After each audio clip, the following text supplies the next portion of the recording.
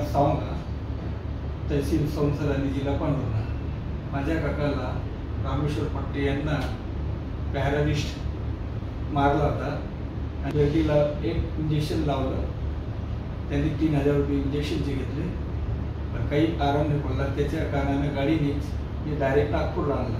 माझा भाऊ राहते इथं, त्या भावाने बोलावलं इथं आणि NSH या दवाखान्यामध्ये हॉस्पिटलमध्ये इथं आणलं। इथं आल्यानंतर डॉक्टरने जे आमची हे केली आहे सेवा खूप व्यवस्थित केली आहे आणि सगळ्याच यांनी आपला ICU मध्ये ठेवला आहे।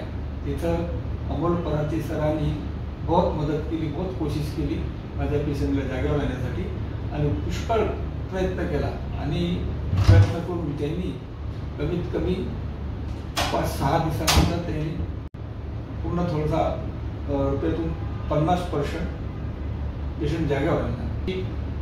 बाकीचा बी स्टाफ चांगला वाटला आणि पूर्ण टीम डॉक्टर लोकांची एक नंबर वाटली आपल्याला। याने पुढे तनमनाने काम करून व्यवस्थित पेशंटची देखभाल करून बरोबर जागेवर ठेवत आहे। माझ्या देखतात ICU मधले जेवढे पेशंट आले तेवढे व्यवस्थित होऊन फटाफट चालले गेले आणि मला व्यवस्थित वाटलं।